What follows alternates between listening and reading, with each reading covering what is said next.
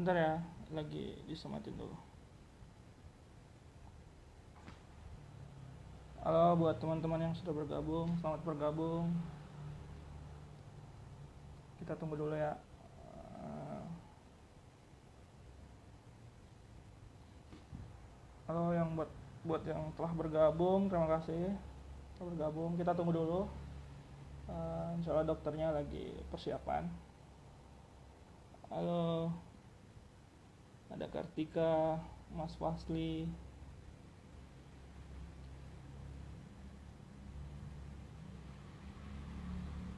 Oke, ini dokter Corona udah bergabung. Kita mulai aja ya.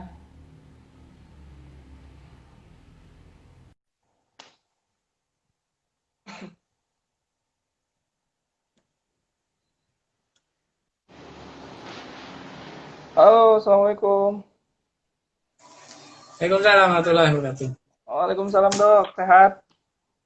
Ya, alhamdulillah. Alhamdulillah. Jadi ini lagi masih sambil tunggu teman-teman yang lain nih, dok. Nggak apa-apa kita sharing-sharing dulu aja mungkin ya. Perkenalan dulu mungkin ya. Ya, Oke, dok. Jadi kami ini dari Pick Up Kebaikan. Perkenalkan, saya Rivaldi, salah satu pegiat di Pick Up Kebaikan. Jadi alhamdulillah itu Pick Up Kebaikan terdiri dari teman-teman, rekan-rekan mahasiswa, baik masyarakat umum juga yang memang punya visi yang sama untuk kemanusiaan, untuk selalu menebar kebaikan. Jadi waktu masih dulu ngebem, kita tuh sering aktif di setiap kebencanaan, sering jadi volunteer, terus sering galang donasi dan sebagainya gitu. Nah setelah kita lepas dari wadah BEM, kita berpikir nih, apa kira-kira wadah yang bisa menyatukan hobi lah ibaratnya ya. Kita semua, alhamdulillah kita sepakat untuk bikin sebuah wadah yang namanya Pick Up Kebaikan. Dan alhamdulillahnya wadah ini akan menjadi sebuah yayasan kemanusiaan, dan kita udah mulai proses juga semua persyaratan administratifnya ke Kementerian Hukum dan HAM. Jadi insya Allah ini akan tumbuh berkembang menjadi wadah gerak bersama yang selalu mengajak teman-teman untuk berpikir dan bertindak dalam menyampaikan dan menjemput kebaikan untuk sesama. Alhamdulillah ada beberapa kali respon yang kita sudah lakukan. Kemarin sempat berbagi makanan berbuka puasa gratis untuk masyarakat yang kurang mampu. Kemudian kita juga sempat berbagi sembako dan sebagainya. Insya Allah kedepannya akan banyak kegiatan-kegiatan lagi. Jadi kita mulai bagus. aja mungkin dok ya. Ya, monggo Oke. silakan. Jadi gini dok, saya mau mulai. Jadi nanti kita diskusi aja, mungkin nanti teman-teman yang live juga bisa bertanya, nanti mungkin bisa dijawab langsung sama dokter. Sekedar info buat teman-teman, jadi dokter Corona ini uh, salah satu dokter kedaruratan ya, yang ada di Indonesia, dan Ya, alhamdulillah kemarin juga sempat ke Jenewa, Swiss, mewakili Indonesia ya, di ya, pertemuan di sana yang diadakan oleh WHO, dan beliau juga merupakan pakar medis dan kepala bidang protokol dan prosedur ya, gugus tugas ya. percepatan penanganan COVID-19. Relawan. Uh, jadi gini dok, uh, mungkin kita sering-sering dulu aja ya, nanti seiring berjalannya waktu mungkin bisa muncul pertanyaan atau argumen-argumen yang bisa saling menguatkan mungkin, atau apa dan sebagainya itu mungkin dok ya. Ya, ya, boleh. Mungkin bisa dimulai dok, bercerita sedikit tentang bagaimana sih penanganan COVID-19 yang hari ini terus diperjuangkan sama rekan-rekan medis, relawan, dan lain sebagainya. Ya, oke. Terima kasih. Assalamualaikum warahmatullahi wabarakatuh. Waalaikumsalam warahmatullahi wabarakatuh. Jadi mungkin kita ngobrol-ngobrol ya Iya, benar. terkait apa ya? Ya, kondisi yang ada di Indonesia. Jadi mungkin kita ketahui kalau sejak Maret kita memang ada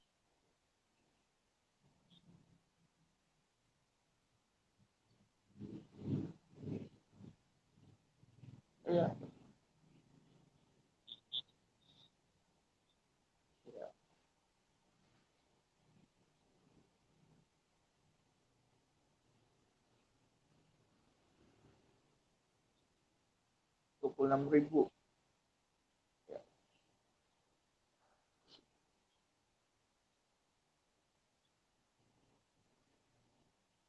Iya,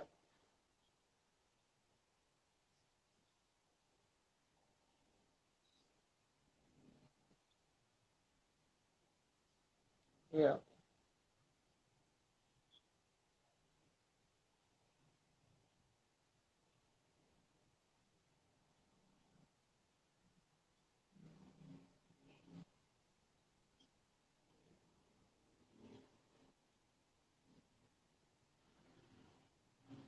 PP itu oh iya. memang masih Maaf dok, belum ada. maaf Ya, dok, ini putus-putus. katanya suaranya nggak ada dok, Halo? suara Tes? dari dokter pernah hilang. Ya. Tes. Ada? Tes? Halo? Halo? Teman-teman yang lagi live, kedengaran nggak suara dokternya? Putus ya. Bentar. Sinyalnya mungkin ada ya. Halo? Bentar. Halo? Sudah ada, Tes. saya sudah ada dok. Sudah? Sudah ada ya? Ada, Ya. oke. Putus ya. Sinyal. Oke dok. Jadi yang lanjutin ya. Kita sementara ini memang grafik kita masih belum melandai ya, masih naik trennya. Kemudian yang angka kesembuhan juga masih 24 sekian persen, artinya antara yang sakit dengan yang dalam perawatan tuh masih banyak yang dalam perawatan. Gitu. Ini kondisi memang kondisi yang ada ya saat ini secara umum. Memang ada beberapa daerah yang mungkin sangat minimal atau pasiennya mungkin sangat sedikit yang positif. Walaupun memang itu pun juga harus dikonfirmasi sebetulnya dengan tes laboratorium ya, PCR.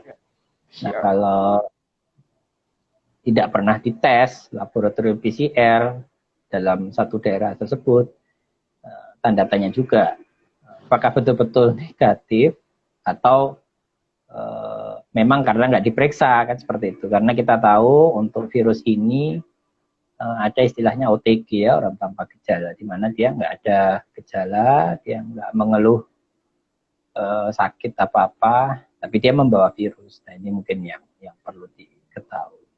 Jadi secara umum memang konsep penanganan sebetulnya memang kalau dari Muhammadiyah ya, kalau kami bahas ini, kebetulan saya juga wakil ketua gugus tugas di Muhammadiyah.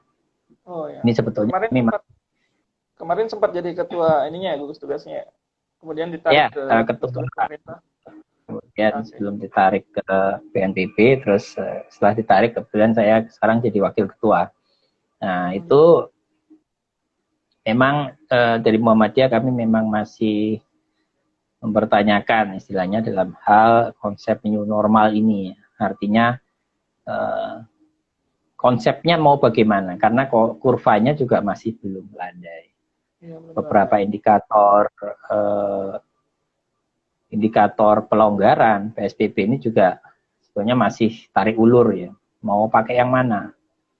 Karena tidak hanya sekedar dari grafik, tapi juga misalnya berapa sih pasien yang sudah sedang dirawat di rumah sakit sekarang, itu juga harus dimasukkan.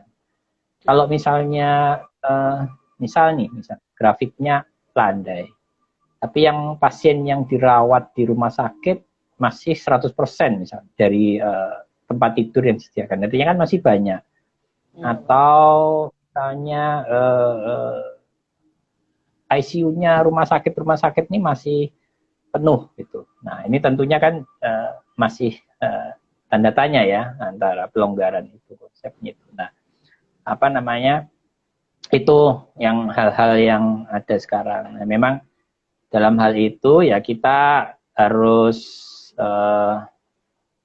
waspada karena pemerintah sudah mencanangkan kembali berproduktif atau kembali produktivitas supaya aktif kembali dalam konsep kemarin ada narasi berdamai dengan COVID. Nah ini sementara memang yang menurut kami dari Muhammadiyah, dari pimpinan pusat memang masih belum sebetulnya belum sesuai dengan harapan. Dan memang kita sebagai masyarakat dalam hal ini memang harus betul-betul berhati-hati. Karena kami kekhawatirannya adalah begini, pada saat narasi itu dibangun berdamai, tidak perlu terlalu takut dengan COVID. Nah ini akhirnya harus jadi lengah ya. Jadi lengah itu kita jadi malas pakai masker, jadi jarang cuci tangan, kemudian jaga jaraknya lupa, akhirnya terus kayak kumpul-kumpul kayak seperti biasa. Nah itu yang sebetulnya tidak kita inginkan, karena grafiknya masih belum bagus gitu secara keseluruhan. Ya itu mungkin yang narasi pembukaan ya dari saya terkait kondisi secara umum di Indonesia. Ya mungkin nanti ada beberapa pertanyaan terlepas dari itu, monggo silakan. Ya, jadi gini dok, saya coba mau ngebuka lagi dengan sebuah statement. Jadi kan imbas dari COVID-19 ini kan hampir seluruh dunia mengalami gitu. Terkhusus di Indonesia, imbas yang paling parah itu kan ada di 2 sektor ya. Sektor perekonomian dan kesehatan. Yeah, betul. Tapi kalau kita mengutip sebuah istilah ya dari seorang filsuf berkebangsaan Italia, kalau nggak salah namanya Cerico ya, siapa gitu. Dia bilang kan seperti ini, Svofoli Suprema Lex Esto, ya kan, keselamatan masyarakat, keselamatan rakyat adalah hukum tertinggi gitu. Jadi kalau kita ngelihat pemerintah Indonesia, mau tidak mau itu harus betul-betul menerapkan prinsip dari konstitusi ini, apalagi untuk melindungi segenap jiwa raga dan seluruh tumpah darah Indonesia gitu kan. Artinya pemerintah memang harus betul-betul total, betul-betul mengerahkan seluruh kemampuannya untuk memberikan dan menjamin keselamatan untuk rakyatnya, apalagi yang terinfeksi COVID-19 ini gitu. Sehingga kekuatan ekonomi ataupun bahkan keuangan negara itu bisa digunakan untuk kemudian total dalam berperang menghadapi COVID-19 ini gitu. Bukan malah sebaliknya, menggunakan anggaran negara hanya separuh, kemudian separuhnya lagi disisakan dengan harapan ketika misalnya nanti COVID-19 sudah ditangani di Indonesia, itu bisa digunakan untuk membangkitkan perekonomian kembali gitu. Dan makanya ada beberapa pakar-pakar juga yang mengatakan bahwa kita itu kewalahan ya, di awal-awal Maret sampai April itu kita kewalahan karena tenaga medis kita kekurangan APD dan sebagainya, bahkan ada yang menggunakan jas hujan untuk alat pelindung diri dan sebagainya. Makanya sempat ada juga yang mengkritik terkait anggaran gitu. Kemana sih sebenarnya uang negara kita, keuangan negara kita ini bahkan hanya untuk menyediakan APD untuk tenaga medis yang benar-benar berjuang di garda terdepan itu sulit gitu. Gimana tanggapan dokter terkait itu? Ya, memang kalau untuk bicara tentang negara itu bukan agak ya, memang tidak mudah ya, gitu ya, dalam mengelola negara betul. Dan memang pola pikir para pemimpin kita mungkin juga agak berbeda dengan kita sebagai masyarakat. Kemarin pada saat saya masih bertugas di BNPB juga sudah sering untuk melakukan advokasi, juga memberikan masukan terkait pertimbangan apakah memprioritaskan kesehatan dan keselamatan atau ekonomi gitu. Nah, rupanya pemimpin tertinggi di negara kita ini ya lebih takut dengan efek ekonomi gitu. daripada keselamatan. Karena memang tidak dipungkiri pada saat ekonomi terganggu, maka baliknya akan terjadi apa ya, social unrest istilahnya ya. Jadi ketidaktenangan dalam hal sosial, kehidupan sosial, dan nantinya akan mengarah ke social riot jika tidak ditangani dengan betul atau tidak waspadai atau tidak dimitigasi dengan betul ya. Nah, ini mungkin sepertinya menjadi pertimbangan utama dari pemerintah sehingga muncullah konsep itu tadi, pelonggaran, berdamai, new normal supaya ekonomi bisa berjalan. Nah, pada saat ini menjadi satu pilihan yang dipilih oleh pemerintah, ya, maka ini menjadi satu kondisi yang memang harus kita waspadai ya, sebagai maksudnya kita dari sisi masyarakat ini. Karena begitu itu dimulai, maka tentunya harus ada kekuatan perimbangan dalam hal ini. Misalnya nih, kan tidak mungkin. Saya jadi melihat ada pertanyaan terkait herd immunity ya, yang ini karena salah satunya itu, kalaupun herd immunity itu terlepas dari konteks pelonggaran PSBB atau dibukanya kembali mall atau apalah, ini juga ada pertanyaan terkait itu, sebetulnya bisa dilakukan jika kita mempunyai vaksin. Satu. Kedua, protokol yang dijalankan itu bisa dipastikan bisa dilakukan oleh penyelenggara ekonomi. Seperti itu. Nah, sebetulnya ini kan kalau bicara ekonomi ini yang paling terganggu sebetulnya masyarakat bawah ya. Pasar tradisional, ya, warung-warung. Itu kan sebetulnya yang paling terganggu. Kalau yang di mall itu kan bisa online. Iya, benar. Yang pasar kan nggak bisa. Gitu. Cuman ada beberapa pasar sih yang udah modern. Itu bisa yang lewat online. Kita bicara yang semuanya. Berapa persen kan yang pasar tradisional, berapa persen yang pasar modern dalam hal ini. Penjual-penjual itu kan tidak semuanya dalam satu pasar itu bisa seperti itu. Sedangkan kalau di mall lebih cenderung tertata dan punya modal lah istilahnya ya, seperti itu. Bisa diatur sebetulnya kalau yang. Nah, tetapi itu tadi pelaksanaan protokol itu pada saat mall dibuka ada hal lain yang harus dipertimbangkan. Kita itu tidak hanya bidang ekonomi juga. Pada saat mall dibuka, pertanyaannya kan langsung menjadi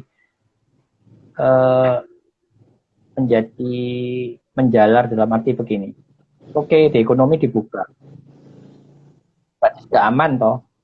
Nah, berarti masjid boleh dibuka dong. Itu kan ada beberapa pertanyaan yang menyusul kan. Akhirnya sekolah belum dibuka dong.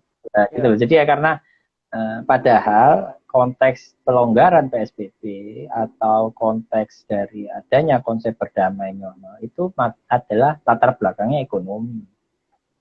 Jadi bukan karena Indonesia sudah aman secara analisa kesehatan gitu loh. Nah, tapi karena ekonomi sudah dibuka, dalam hal ini mall dibuka gitu ya, sehingga sektor lainnya kan juga bertanya-tanya kan, menuntut untuk dibuka kan gitu. Iya benar. Pendidikan juga dibuka, pesantren dibuka, akhirnya kan ya lah permasalahannya begini. Kalau mall dibuka, oke lah, mall punya duit bayar satpam untuk ngecek pengunjung, beli thermal gun gitu ya. Iya. Tapi kalau sekolah, seberapa efektif sih dok protokol kayak gitu? Misalnya di mall ada thermal dan sebagainya. Ya, masalahnya kan ada yang OTG. Oh iya. Orang tanpa gejala. Ya orang tanpa gejala kan nggak ada gejala apa. Iya. Ditambah lagi orang tanpa gejala ini kan hanya bisa diketahui kalau dicek lab. PCR. PCR ya. PCR. Bukan rapid test ya, PCR. Iya. Ya, jadi nggak bisa dia memastikan orang tanpa gejala ini di mall. Tidak bisa memastikan yang masuk itu bebas COVID 100%. Itu kan hanya screening. Jadi Apalagi kan katanya, mm-mm. apalagi katanya faktanya nih ada dari Maria Kartika ya, protokol kesehatan yang ada di mall itu kurang efektif, apalagi faktanya Ya, katanya di lapangan physical distancing itu tidak berlaku gitu. dia karena Yang sulit, rawan. sulit. Kita nggak janganlah jangan kita jangan bicara soal physical distancing dulu lah ya, jaga jarak. Itu kan hal yang membutuhkan ketelitian dan awareness dan kedisiplinan yang tinggi ya. Kita bicara masker aja. Masker itu kan tinggal pakai ya. Masker itu kan tinggal pakai. Tapi kan juga nggak banyak yang nggak pakai juga. Iya. Masker itu tinggal pakai loh. Tapi kalau kita bicara jaga jarak, nah kita harus butuh effort lebih. Misal ya kita lah, saya misalnya kumpul sama ke mall gitu ya. Maka saya harus aware, saya harus jaga jarak dengan siapapun yang ada di situ. Kan capek. Iya benar. Tuh, dalam arti, karena ya kalau pengunjungan cuma 5 gitu kan saya bisa pastikan jaga jarak. Tapi pada saat pengunjungnya banyak, saya akan melakukan jaga jarak, sedangkan yang lain tidak jaga jarak, itu kan akhirnya cukup melelahkan kan buat kita, karena kita harus mundur-mundur gitu kan, kita harus mundur, harus melipir, harus seperti itu loh. Jadi seperti contoh, misal saja kemarin, kebetulan saya pulang ya dari Jakarta karena sudah selesai tugas di sana. Pada saat daftar, check-in, kemudian sampai ke pos duduk di ruang tunggu, kemudian pada saat posisi boarding itu jaga jarak memang diberlakukan. Tapi pada saat sudah masuk pesawat, orang mau duduk di pesawat, dia kan biasa kita kan naruh tas di kabin ya toh, di bagasi di atas itu. Nah, itu orang sudah males nunggu, jadi akhirnya mepet juga. Nah, kalau itu nggak disadari kan akhirnya jaga jaraknya juga tidak efektif, itu kan. Nah, saya kemarin menyadari pada saat saya misalnya masih sibuk taruh barangnya di bagasi, maka saya udah nggak mau maju lah, saya tetap jaga jarak 1 meter gitu. Tapi orang-orang di depan saya ya tetap aja bergerombol karena masih sibuk segera pengen duduk, ya kan, seperti itu. Terus pada saat turun pun juga orang segeranya pengen turun segera, pengen cepet turun. Pada saat pengen cepet turun ini kan akhirnya jaga jaraknya juga menjadi tanda tanya, itu yang di pesawat loh ya. Nah sekarang di mall, betul, apalagi di mall, apalagi di pasar. Nanti terus kemudian kalau mall buka, pasar buka, terus akhirnya kan sekolah buka. Nah konsepnya kita itu kan sebetulnya pakai masker, cuci tangan, jaga jarak. Cuman 3 ini senjata kita. Dan ketiga-tiganya harus diberlakukan, maksudnya harus dilakukan secara komprehensif. Misal seperti ini, Anda pakai masker, tapi Anda tidak cuci tangan, terus Anda tidak jaga jarak, bergerombol banyak. Nah, pada saat bergerombol, maka masker ini menjadi kurang berfungsi, efektivitasnya semakin tidak berfungsi. Karena masker kain, ya kan? Masker kain kan, masker kain itu cuma berapa persen tingkat bebas itu. Pada saat Anda bergerombol, Anda ketemu dengan orang yang OTG, dia bawa virus gitu, terus dianya juga tidak pakai masker misalnya, ya ini menjadi kurang efektif gitu, karena bergerombol itu tadi. Anda nggak cuci tangan, misalnya pakai masker nggak cuci tangan, artinya tangan Anda misalnya nih pegang-pegang, nggak bersih, terus gatel nih, pakai masker tuh nggak enak, terus gatel, terus pegang-pegang hidung, nah, seperti ini. Nah, sama juga kan, gitu. Jadi 3 hal ini harus dilakukan. Mall itu memang prosesnya tidak mudah, karena apa?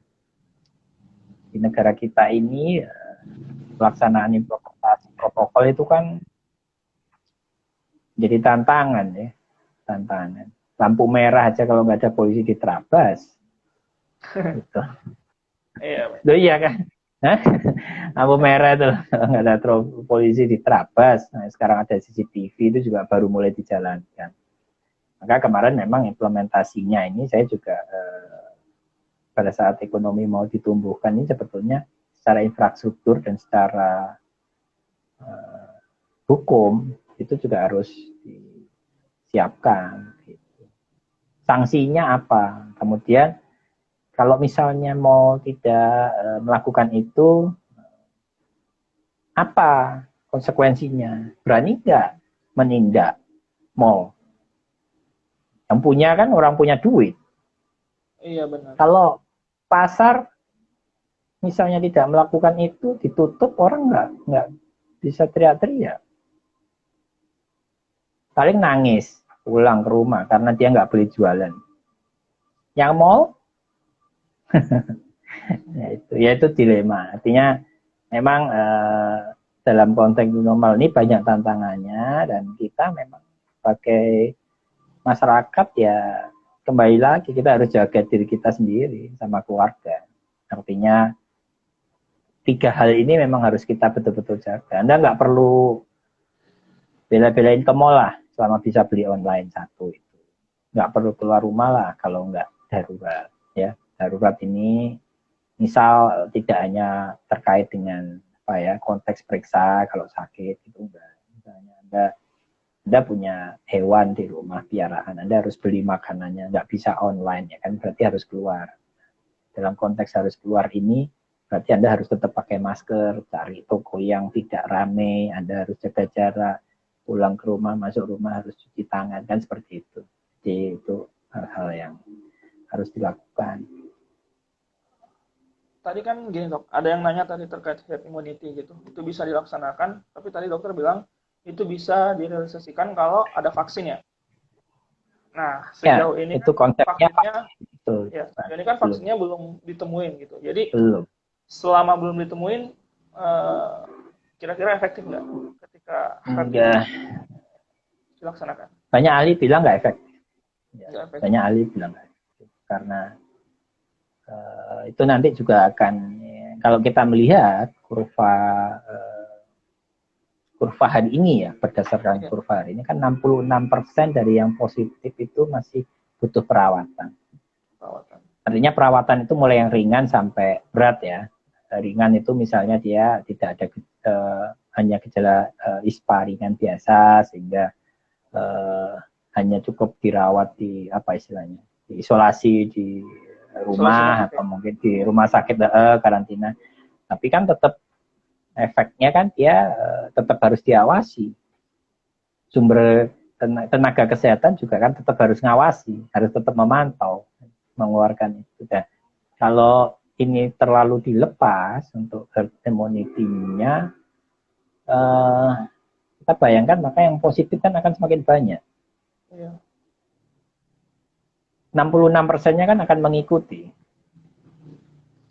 Gitu. Tidak ada jaminan misalnya kita lepas terus 66%-nya turun, nggak ada. Pasti mengikuti saat ini karena belum ada vaksin. 66%-nya artinya semakin banyak yang butuh perawatan ya. Gitu. Semakin banyak misalnya semakin banyak yang di karantina di rumah, artinya semakin banyak tenaga untuk ngawasi. Ya kan? Seperti itu. Yang memastikan mereka ada di rumah kan butuh sumber daya juga. Nggak gampang kan gitu. Nggak mudah gitu. Trackingnya gimana? Sistem tracking kita kan masih tidak terlalu bagus. Jadi memang saya kira memang konsep ini kalau kita berbicara dari segi kebijakan ya banyak ya sudah. Saya kira mungkin teman-teman banyak membaca pendapat para ahli yang. Terus satu hal yang diperhatikan di Indonesia ini untuk yang kasus meninggal itu kasus meninggal ya. Itu nomor 2. Jadi usia di atas 60 itu 43,9%. Yang usia 46 sampai 59 itu 39,5% kasus yang meninggal. Artinya apa? Ini resiko, karena di negara kita kan yang bekerja itu kan 46 sampai 59 cukup banyak. Iya, cukup banyak. Iya kan, masih banyak yang aktif. Iya, apalagi kemarin kan ada kelonggaran kebijakan itu untuk karyawan, untuk pekerja yang usianya 40 ke bawah kalau nggak salah ya, dibolehkan bekerja langsung di kantornya masing-masing. Berapa persen? Karena di kita ini 4659 tuh masih aktif. Berproduksi, dan 4659 ini ya, cukup banyak yang punya komorbid ya, penyakit penyerta. Jadi dan misal apa yang misalnya apa dasar hukum yang akan mengawasi itu? Perusahaan misalnya, dia memang butuh. Kalau dia misalnya 46 sampai 59-nya 50%, dia harus merumahkan. Terus kemudian perusahaan itu nakal daripada saya nyari tenaga baru yang usia tidak di bawah 45, udahlah ya tenaga yang ada kita atur supaya kerjanya tidak kita pecat, kita tetap bekerja gantian, kan tetap bekerja kepada resiko. Seperti itu. Terus dihukum nggak perusahaannya? Ada scan-nya nggak? Misalnya di suatu mall gitu, terus yang karyawannya ada yang 47, terus alarmnya nyala, oh ini yang 47, kamu pulang nggak boleh kerja. Ada nggak sistem? Nah, kita bicara himbauan itu di Indonesia ini nggak sulit. Nah, makanya ya memang kita akhirnya harus sadar. Artinya terkait faktor resiko, ini kita harus menyadari diri kita sendiri. Permasalahannya itu adalah orang-orang yang tidak sadar, itu cukup banyak. Kalau secara teori mungkin ya kita udah jelaskan cuci tangan, pakai masker dan sebagainya kan itu secara himbauan ya. Tapi kalau secara prinsip kita belum siap ya karena kesadaran masyarakat itu masih sangat minim. Masih kurang. Kalau kesadarannya kurang, agak sulit kan mau melaksanakan konsep new normal atau kemarin aja Pak PSBB diperketat kan masih banyak yang melanggar, apalagi sekarang udah dilonggarin, apalagi kalau udah new normal dan sebagainya. Ya, saya juga melihat data survei pada saat Surabaya melakukan ini, karena saya di Surabaya kemarin melihat ada data dari Surabaya. Iya, sekarang Jawa Timur ya yang tertinggi. Ya, 80% waktu PSBB ya. Kemarin, nggak tahu yang sekarang. 80% masih nggak pakai masker, terus 80% masih sudah dilarang jangan kumpul di masjid ya masih kumpul. Memang nggak susah. Ini ngomong terkait dengan sosial ini, social distancing itu paling susah. Karena kita Indonesia ini kan masyarakatnya sosial bang. Kulturnya kan kita tidak tidak hidup diri sendiri kan, kita pengen kumpul, kita ngobrol, kita hangout, seperti itu. Ini pada saat nggak bisa, apalagi dalam konsep jamaah di masjid, wah itu jadi masalah konsep social distancing. Jadi kita dipaksa untuk melakukan hal yang bukan Indonesia banget gitu, bukan masyarakat Indonesia banget yang sering melakukan. Iya, betul. Nah sekarang pada saat dikembalikan, tapi dengan protokol, siap enggak sarana prasarana, siap nggak modalnya? Misalnya sekolah dibuka, muridnya dikurangi, dia harus menyediakan cuci tangan, kemudian dia harus menyiapkan kelas yang cukup luas, dia harus merubah pola pengajaran yang harusnya di dalam ruangan di luar misalnya. Nah ini ada halamannya, ada dana nggak buat beli hand station itu gitu misalnya. Hal-hal seperti itu kan harusnya memang diperhatikan. Gitu. Kita ini kan new normal itu boleh dilaksanakan ketika memang persiapannya udah matang ya. Segala sesuatunya. Iya betul. Betul. Sudah melandai, udah infrastruktur pendukungnya, kesadaran masyarakatnya. Dan itu emang yang sulit ya, Dok? Ya, beberapa ahli kan bicara memang terlalu cepat. Bukan tidak bisa dilakukan, Bisa tapi tapi terlalu terlalu ini ya. cepat. Ya, harus dikaji dulu.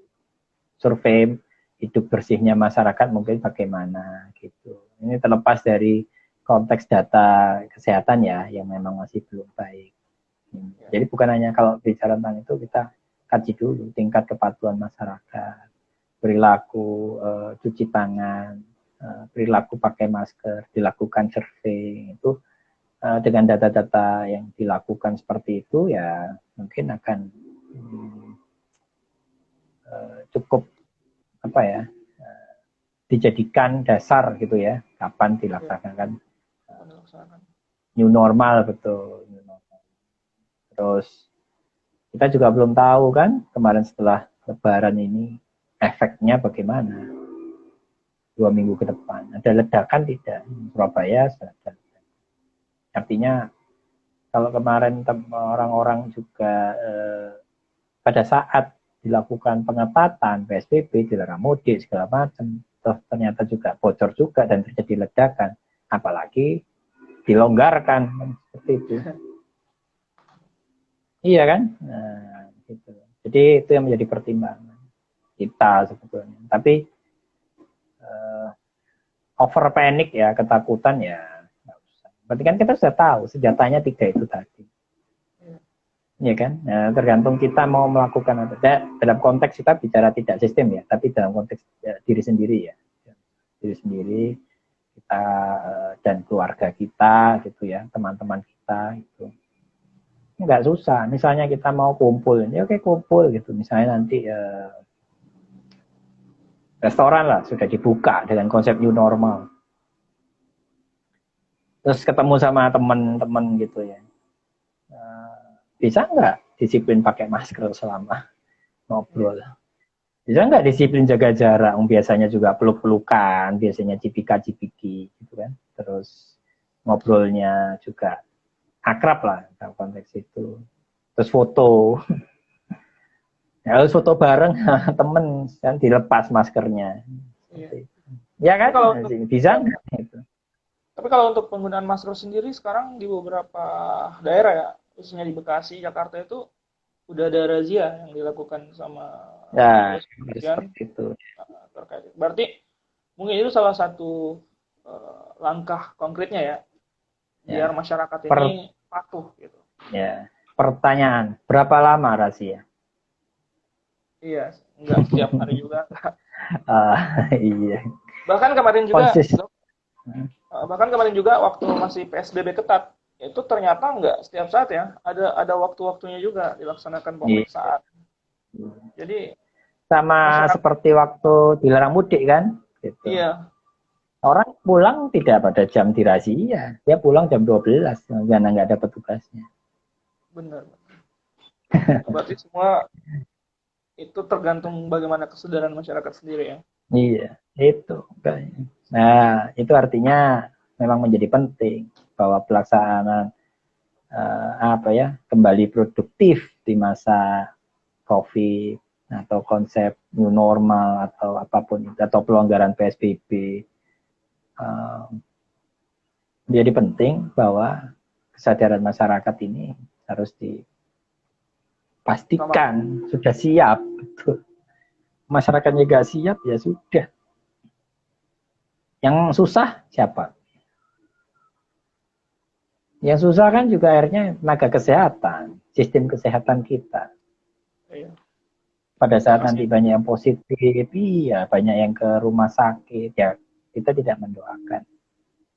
Tapi secara kalau bicara tenaga medis, banyak juga dari tenaga medis yang sempat mengeluh sampai bilang Indonesia terserah kalian. Iya. Karena jam kerjanya, kemudian ada yang mengeluh juga karena intensifnya katanya yang tidak diperhatikan sama pemerintah. Itu gimana dok? Fakta di lapangan emang seperti itu atau gimana? Faktanya APD kita masih belum bisa bikin sendiri. Artinya tergantung import kan. Iya betul. Ya sudah banyak APD, tapi APD-nya yang standar itu mahal. Mahal. Baju coverall itu sangat mahal. Dijualnya bisa 1 juta per pieces. Padahal itu harusnya sekali pakai. Satu pasien, satu hari, kalau misalnya dia bisa membutuhkan 1 sampai 3 satu pasien per hari.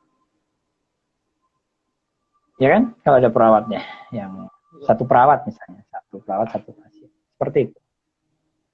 Iya, Terus, ini ada pertanyaan dok.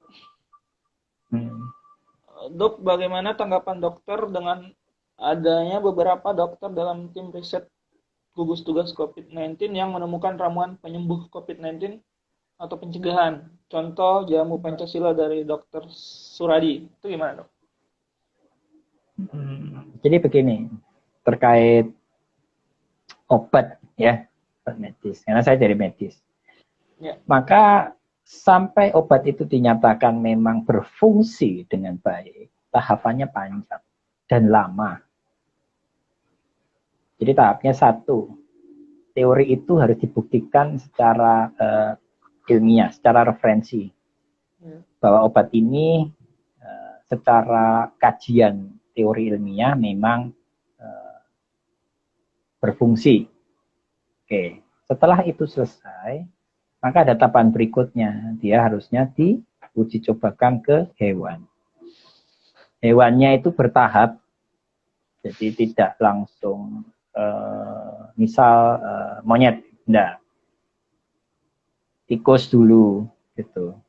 Nah, sebelum itu diuji cobakan di laboratorium ya, in vitro ya, diuji cobakan. Setelah di in vitro dalam satu spesimen, laboratorium, ternyata memang terbukti, baru diuji cobakan ke hewan hidup. Hewan hidup itu pun mulai dari misalnya tikus, terus beranjak ke yang lebih besar seperti itu. Itu kira-kira dilihat berapa lama dok? sampingnya gitu. Baru setelah itu, setelah hewan, baru diuji cobakan di manusia dengan jumlah yang banyak, kemudian diikuti selama beberapa tahun. Karena apa? Tidak mudah obat itu diminumkan ke manusia, kemudian jangan sampai setelah diminumkan secara massal, kemudian baru diketahui 1 tahun depan, oh ini punya efek buruk, misal nih, menimbulkan kanker, loh kan sudah sangat fatal. Iya. Makanya kita berbicara terkait apakah obat ini berfungsi atau tidak, itu nggak mudah. Nah masalahnya ini kan soal jamu, herbal. Nggak pernah kan ada uji coba jamu itu ke manusia yang sampai ratusan ribu. Ini kan hanya uji cobakan, terus nanti yang berhasil dipromosikan. Yang nggak berhasil dipromosikan nggak? Nggak pernah kan? Dulu ya kan? Pernah nggak lihat jamu? Tapi kalau obat itu diteliti secara ilmiah dan dipublikasikan secara ilmiah. Sekian persen yang berhasil, sekian persen ada efek sampingnya, sekian persen tidak ada efek samping, tidak ada efek pengobatan. Itu dipublis semuanya. Gitu. Nah, apa namanya? Ini secara mendasar. Jadi, kalau saya pribadi tidak, dan secara referensi ilmiah yang ada sekarang agak ragu jujur ini terkait dengan obat itu. Ya maksudnya jamu ya konteksnya, karena ini belum ditemukan untuk COVID ini. Satu-satunya referensi ilmiah yang bisa dibuktikan atau memang dianggap valid adalah kita meninggikan atau memperbaiki sistem imun kita, itu ya. Yang membunuh virus ini sistem imun kita. Nah, bahan-bahan obat yang bisa menaikkan sistem kekebalan kita itu sudah banyak. Vitamin D, kemudian ada beberapa ya, kita makan makanan yang sehat, olahraga teratur, menurunkan stres gitu ya, seperti itu. Nah, itu hal-hal yang menaikkan imun gitu ya. Nah, jadi imun kita. Nah, sekarang itu terkait jamu yang menaikkan sistem imun. Mungkin secara teori ya, tapi itu tadi yang secara teori bisa, tentu harus dibuktikan secara ilmiah kalau memang dan tentunya tidak hanya manfaatnya tapi efek samping. Ingat apapun itu selalu ada efek samping. Ini yang mungkin harus dikaji ya lebih dalam. Jangan sampai terpaku pada manfaatnya ternyata nanti efek sampingnya juga ini karena ada tingkat obat itu ada.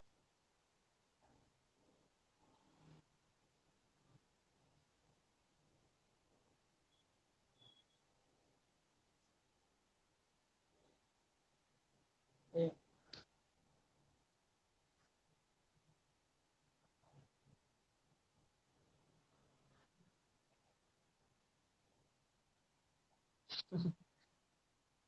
Iya, berarti emang benar harus.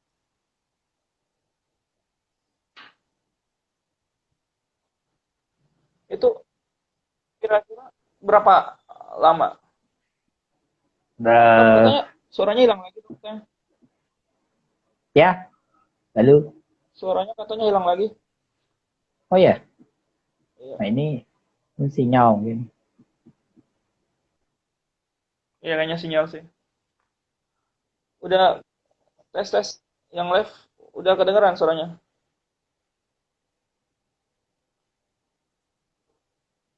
Udah kedengeran belum? Teman-teman yang lagi live ini belum ada yang respon. Sudah, sudah dok.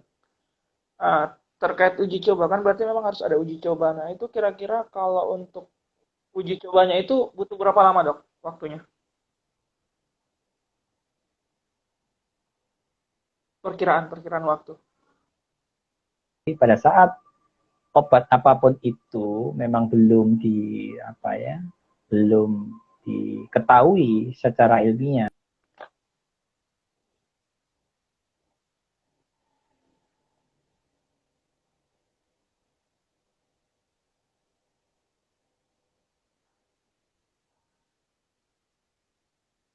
Iya.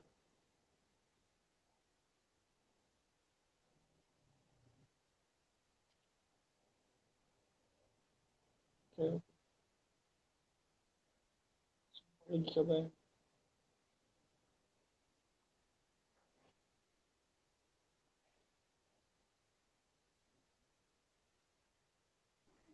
Nah, secara penelitian ilmiah itu harus seperti itu. Jadi nggak bisa coba-coba, coba-coba.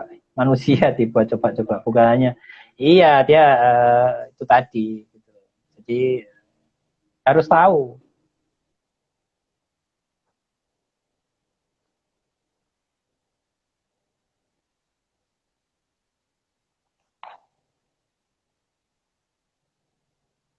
Oke.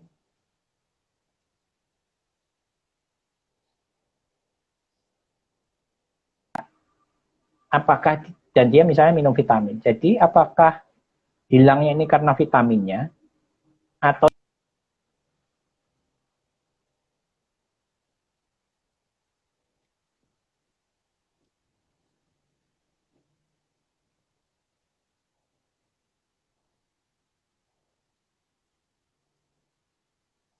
Oke.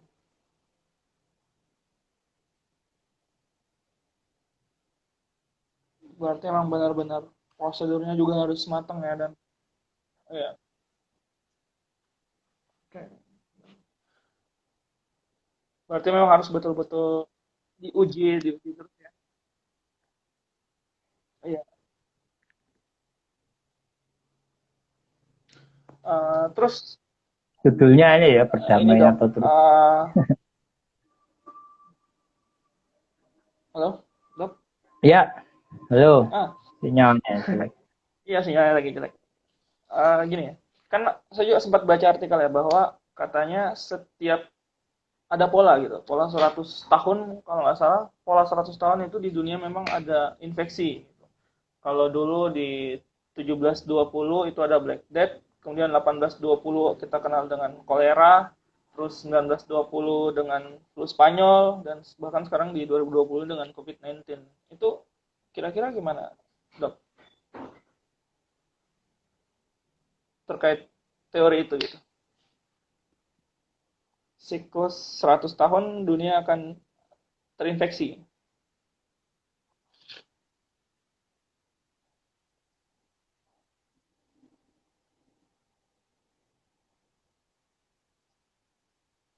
Iya,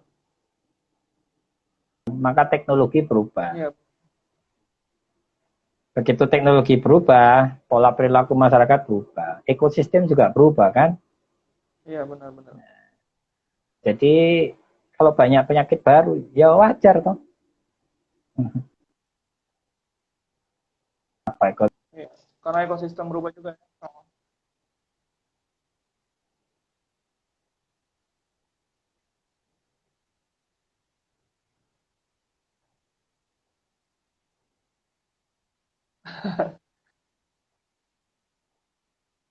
konspirasi itu urusannya yang lain.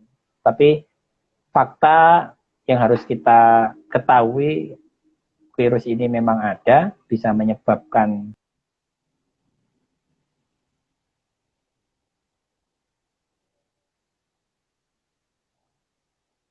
Iya,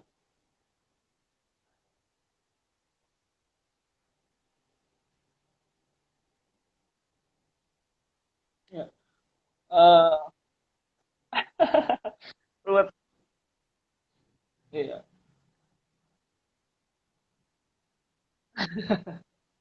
iya benar.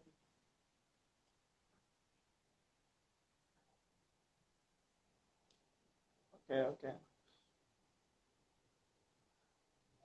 Terus ini dok, ini kan udah hampir sejam ya. Eh,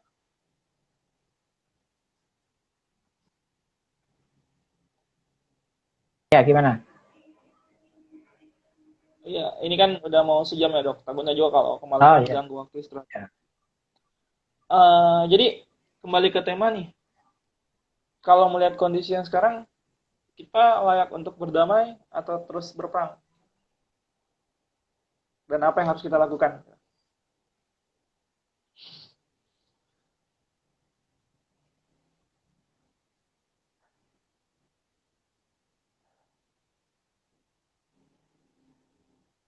Berperang. Ya. Kita secara grafik belum aman, itu berperang. Konteks berperang ini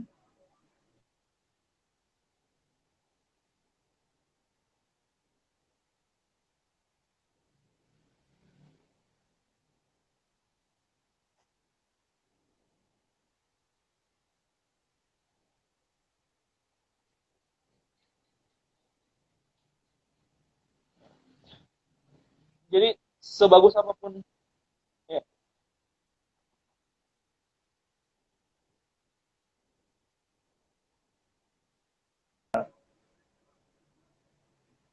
perang dalam konteks melakukan kedisiplinan dalam hal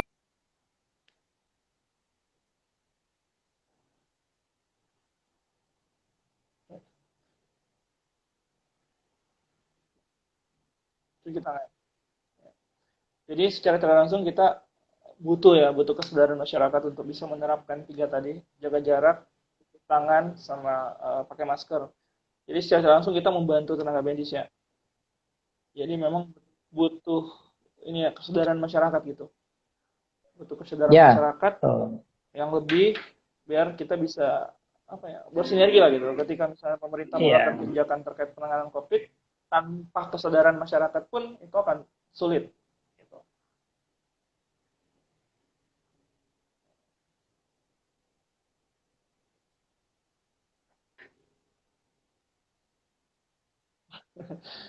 Tapi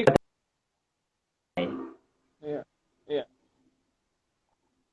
Tapi pelaksanaannya butuh berapa tahun untuk bisa dilakukan dengan tertib.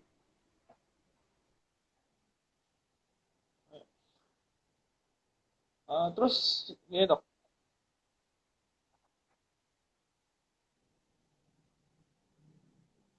berarti memang harus kembali kesadaran ya. Ntar kalau dipukulin, ditegur karena nggak pakai masker, ntar malah merembet ke masalah lagi yang lain, hukum apa dan sebagainya. Itu susahnya kita ya. Karena memang butuh kesadaran masing-masing individu, masyarakat dari hati yang terdalam lah gitu. Ya. Ya. Intinya saling bantu, saling menyelamatkan diri. Tadi aku sepakat tuh ada tadi tulisan dari salah satu yang live bahwa uh, maskerku menyelamatkan dirimu, maskermu menyelamatkan diriku. Seperti itu ya. Kalau nggak salah tadi saya kutip.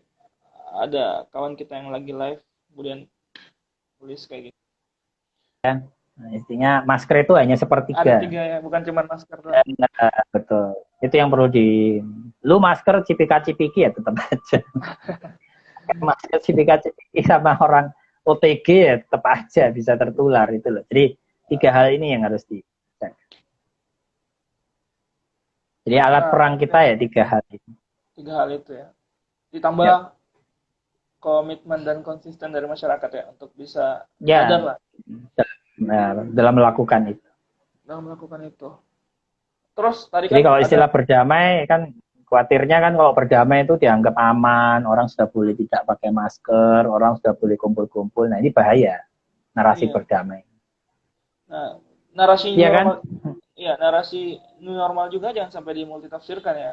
Ibaratnya wah udah kembali normal nih, normal baru. Jadi udah sebebasnya gitu, nggak usah pakai masker. Ternyata itu bisa jadi new disaster ya, itu bisa jadi masalah baru gitu.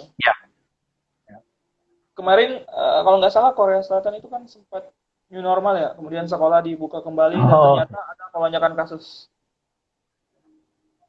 Ya, kemarin ada di berita. Berarti kita harus belajar dari itu juga ya harusnya ya. Jadi new normal boleh, tapi jangan hati-hati. dipaksakan. Harus hati-hati, harus dengan persiapan yang matang dikaji lagi. Betul. Jadi melindungi kita dan keluarga kita intinya seperti itu. Ada pesan lagi mungkin Dok sebelum kita akhirin ya karena udah jam 9 juga. Nah, enggak. Ya, saya kira mungkin itu yang harus kita sadari dalam konteks kalau lihat judulnya ya, berdamai versus perang. Pun Anda kita mau pakai istilah berdamai, tapi jangan melupakan kewaspadaan itu aja. Tapi kalau dari saya lebih cocok kita memang masih butuh untuk memerangi virus ini. Dalam konteks memerangi itu, ya apapun yang kita lakukan, kita mau melakukan usaha, kita melakukan bisnis, kita mau hal-hal yang krusial ya terkait dengan kebutuhan pokok. Jalan-jalan itu bukan kebutuhan pokok. Tapi katanya jalan-jalan itu bisa meningkatkan imun. Ya sekarang Zoom kan juga hangout gitu. Kalau Anda nggak apa-apa jalan-jalan sama teman-teman tapi jaga jarak itu juga. Jadi pakai masker. Ya, jadi artinya itu sebetulnya selama itu bisa dijaga kedisiplinan, ya itu perang kita ya dalam hal itu ya. Iya, Dok, ini ternyata ada batas waktunya, Dok. Tersisa 15 detik lagi. Oke. Mungkin kita konsepkan ya. Terima kasih, Dok, untuk infonya. Sehat terus. Intinya kita tetap berperang ya. Yap. Terima kasih, Dok. Assalamualaikum.